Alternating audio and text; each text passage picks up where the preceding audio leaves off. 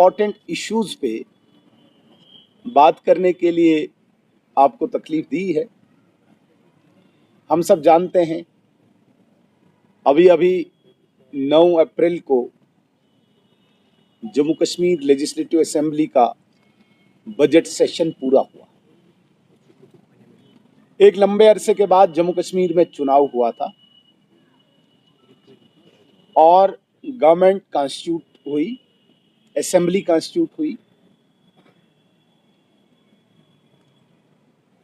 लोगों की बहुत उम्मीदें, आशाएं, अपेक्षाएं नई सरकार के साथ जुड़ी हुई और इसलिए भी ज्यादा अपेक्षाएं जुड़ी क्योंकि चुनावी कैंपेन के दौरान सब पॉलिटिकल पार्टीज अपना मंशूर लेके, अपना मैनिफेस्टो लेके लोगों के बीच में पार्टीज जाती हैं। हम भी गए, इसमें कोई शक नहीं। नेशनल कॉन्फ्रेंस जो आज सरकार में है, उन्होंने भी अपने इलेक्शन कैंपेन के दौरान लोगों के बीच में अपना मंशूर जाहिर किया, अपना मैनिफेस्टो रखा, जिसमें उन्होंने बहुत बड़े बड़े वादे किए थे। उमर अब्दुल्ला साहब ने कहा था कि 200 यूनिट बिजली फ्री देंगे, 10 किलो राशन दे देंगे, 5 लाख नौकरियां दे देंगे, हर घर में गैस सिलेंडर दे देंगे। तो इस प्रकार के वादे करके जम्मू कश्मीर के लोगों को गुमराह करके मेजॉरिटी में सीट्स लाई और कश्मीर में विशेषकर और भी ख्वाब दिखाए और भी स्वप्न दिखाए कि 370 आर्टिकल को वापस लाएंगे। सो कॉल्ड जो यहाँ के पत्थरबाज हैं, सो कॉल्ड ये उनको पॉलिटिकल प्रिजनर्स बोलते हैं, उनको जेलों से वापस लाएंगे। इस प्रकार के लोक लुभावने वादे करके कश्मीर की जनता को गुमराह करके मेजॉरिटी सीट्स नेशनल कॉन्फ्रेंस ने लाई और सरकार बनाई। अब सरकार को बने हुए इस 16 अप्रैल को 6 महीने हो जाएंगे। इन 6 महीनों में यदि हम देखें, अगर हम देखें तो 2 असेंबली सेशंस हुए। एक बहुत शॉर्ट था, 3-4 दिन का, और बजट सेशन लगभग 20-25 दिन का रहा। कहीं पे भी नेशनल कॉन्फ्रेंस ने जो वादे किए थे इन दोनों सेशंस के दौरान या इन 6 महीनों के इनके कार्यकाल के दौरान कोई भी एक भी चीज रिफ्लेक्ट नहीं हो रही। बजट में भी और नॉर्मल गवर्नेंस में भी कहीं पे भी कोई वादा रिफ्लेक्ट नहीं हो रहा। हद तो तब हुई जब इन्होंने डेली वेजर्स के साथ मजाक किया, क्योंकि यही चिल्ला रहे थे डेली वेजर्स को हम रेगुलर करेंगे।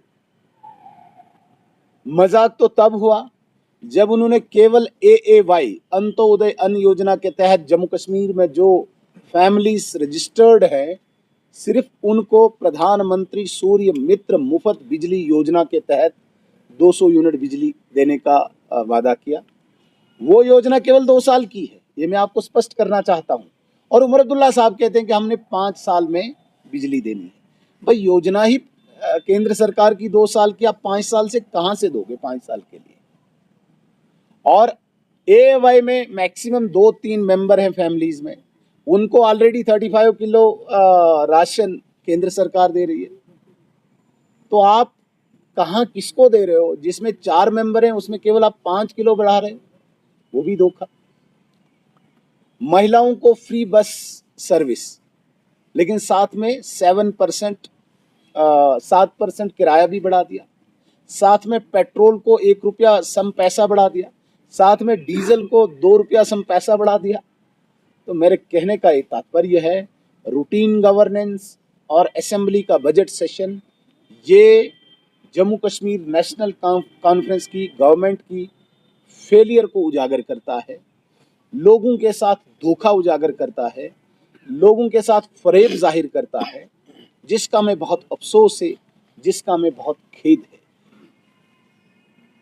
मैं कहता हूं कि इंतहा तब हुई जब इन्होंने पहली बार जम्मू कश्मीर की असेंबली के इतिहास में, हिस्ट्री में, सरकार खुद ही सदन को नहीं चलने दे रही।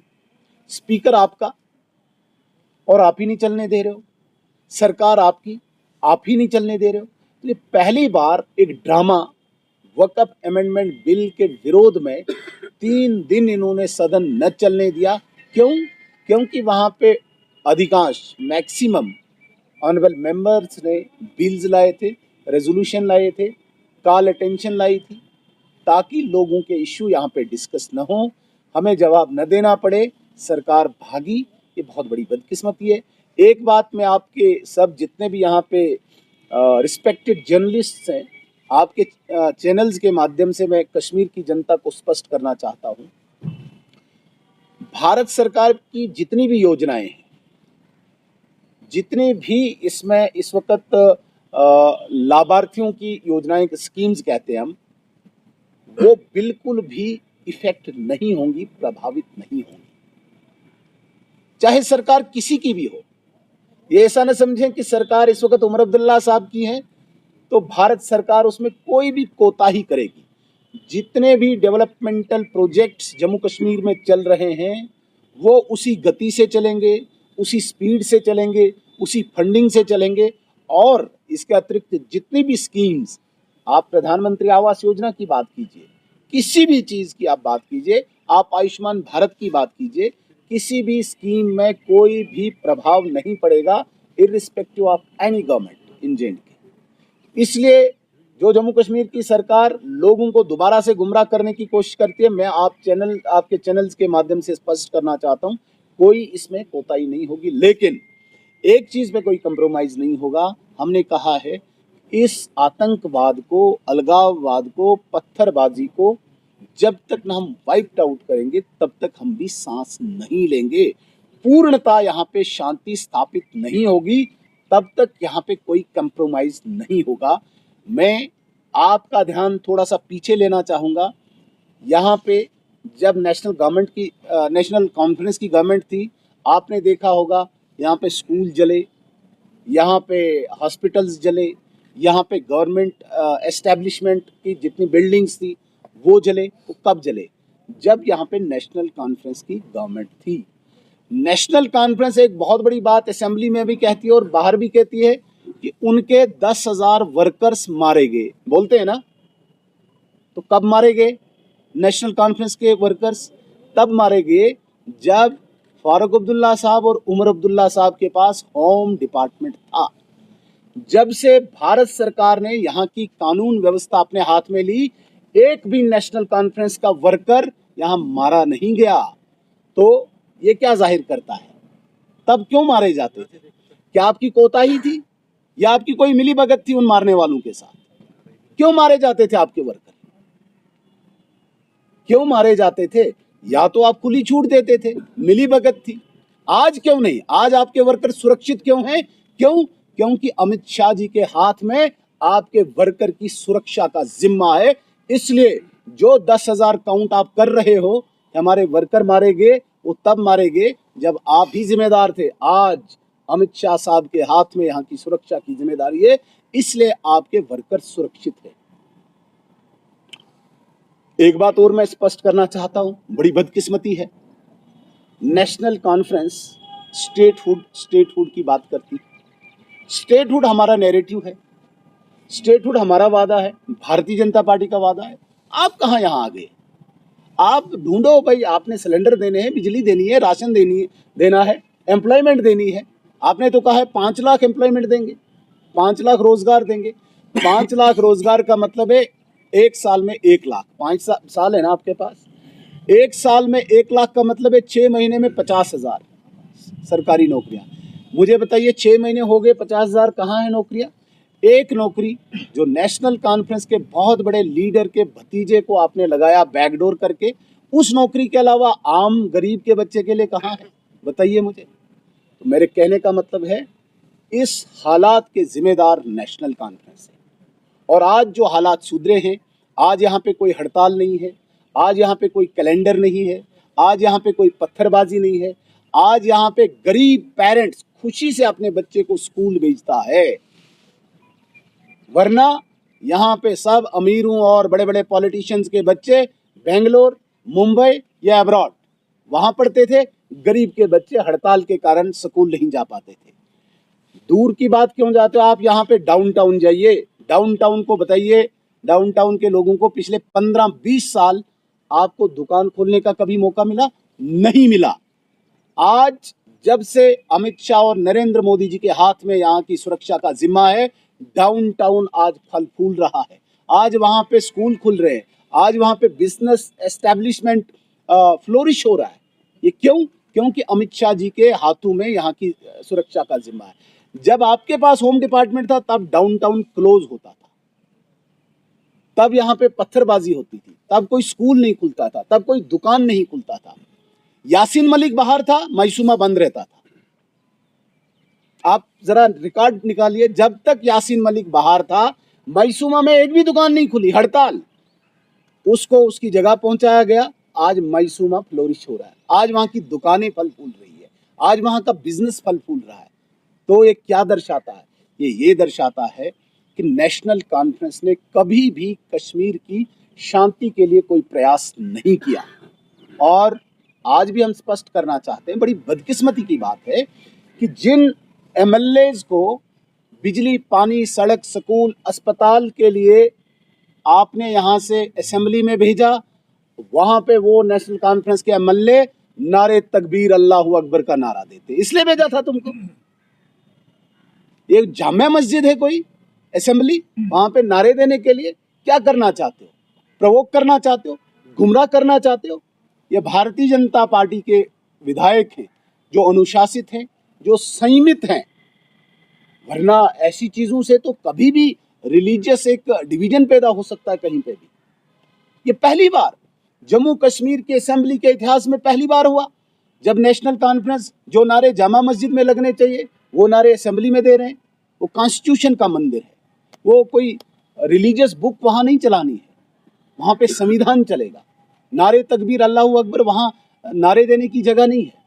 जब हमारी गवर्नमेंट पीडीपी के साथ थी, मुफ्ती साहब चीफ मिनिस्टर बने थे, उस वक्त भी मुफ्ती साहब ने पहला काम किया था, मसरत आलम जो एक सेपरेटिस्ट लीडर था उस वक्त का, उसको रिहा करने की एक पहल की थी। हमने विरोध किया था कि ऐसे व्यक्ति को बिल्कुल रिहा नहीं करना। आपने देखा होगा, उस वक्त के वीडियोस भी लाएंगे। यूं ही मसरत आलम बाहर आया तो यही नेशनल कॉन्फ्रेंस के वर्कर स्ट्रीट्स में, गलियों में नारे तकबीर अल्लाहू अकबर के नारे लगाने लगे।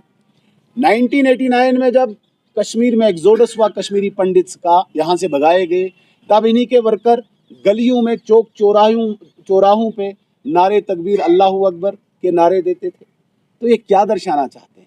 क्या ये लेजिस्लेटिव असेंबली को जहाद का अखाड़ा बनाना चाहते हैं? लेजिस्लेटिव जहाद छेड़ना चाहते हैं? तो इस प्रकार की किसी भी गतिविधि को भारतीय जनता पार्टी कभी भी एक्सेप्ट नहीं करेगी। और मैं स्पष्ट करना चाहता हूँ, ऐसा स्टेटहुड कोई जम्मू कश्मीर का व्यक्ति, चाहे वो कश्मीर का मुस्लिम है, जम्मू का हिंदू है, कभी एक्सेप्ट नहीं करेगा जिस स्टेटहुड की असेंबली में नेशनल कॉन्फ्रेंस नारे तकबीर अल्लाहू अकबर के नारे लगाएगी। यहाँ का जम्मू कश्मीर का बाशिंदा चाहेगा, चाहे वो कोई भी इलेक्टेड रिप्रेजेंटेटिव हो, वो वहाँ पे बिजली, पानी, सड़क, स्कूल, अस्पताल, राशन की बात करे। नारे लगाने हैं तो किसी मस्जिद में जाके लगाओ। तो इस प्रकार को डाइवर्ट करना, सारे मुद्दों को डाइवर्ट करना और अपने आप को बचाना, ये नेशनल कॉन्फ्रेंस करती है। हम ये स्पष्ट करना चाहते हैं, हम कमिटेड हैं और हमारी पूरी लीडरशिप जो है, चाहे नरेंद्र मोदी जी हैं, अमित शाह जी हैं, अपनी गारंटी, अपनी जो प्रतिबद्धता है, अपनी जो कमिटमेंट है, उसकी हम गारंटी देते हैं। जो कहते हैं वो करते हैं। इसलिए आपके चैनल के माध्यम से कहते हैं, कश्मीर के लोगों को भी और जम्मू के लोगों को भी, आप बिल्कुल निश्चिंत रहिए। उमर अब्दुल्ला साहब को स्टेट मांगने की कोई आवश्यकता नहीं। स्टेट आएगी, राइट टाइम पे आएगी, उचित टाइम पे आएगी, उपयुक्त टाइम पे आएगी, अप्रोप्रिएट टाइम पे आएगी। निश्चिंत रहिए, आप इनके बहकावे में ना आइए और ऐसे रिलीजियस नारों को लेके आप स्टेटहुड मांगेंगे। ये क्या दर्शाना चाहते हैं? हालात खराब कराना चाहते हैं आप। लेकिन नरेंद्र मोदी जी स्टेटहुड के लिए भी कमिटेड हैं और यहाँ पे शांति स्थापित करने की भी कमिटमेंट है। एक बात, बड़ी गंभीर बात और विश्वसनीयता के साथ कह के मैं अपनी बात को खत्म करूंगा, हम पूर्णतः शांति यहाँ पे लाएंगे। आज आपने देखा होगा अधिकांश लोग यहाँ पे घूम फिर रहे हैं, टूरिस्ट आ रहे हैं, स्कूल खुले हैं, बिजनेस खुला हुआ है, शांति हो रही है। जो भी ये बचे खुचे आतंकवादी है, कोई पहाड़ों पे है, जंगलों में है, बिल्टअप एरिया में बहुत कम अब देखने को मिलता है, लोकल रिक्रूटमेंट बंद हो चुकी है। लेकिन जब तक न लास्ट आतंकवादी, लास्ट उसका हमदर्द, लास्ट उसके ढांचे का एक भाग खत्म हो, तब तक हम सांस नहीं लेंगे। हम शांति तब स्थापित करेंगे। यहाँ पे जिस शांति की बात करते हैं कि हमने शांति लाई थी, भाई तुम्हारी कब्रों पे अभी तक सिक्योरिटी है। भारतीय जनता पार्टी ये वादा करती है कि जम्मू कश्मीर में ऐसी शांति होगी, कब्रों से भी सुरक्षा हटाई जाएगी, उसको हम शांति मानेंगे। तो इस प्रकार की शांति को स्थापित करना भारतीय जनता पार्टी की कमिटमेंट है। लेकिन जो भी डेवलपमेंट यहाँ पे करनी है, जो सरकार की इस वक्त जिम्मेदारी, वो भागे नहीं, अपने वादों से नहीं भागे, अपनी जिम्मेदारी से नहीं भागे। दिल्ली और लंदन के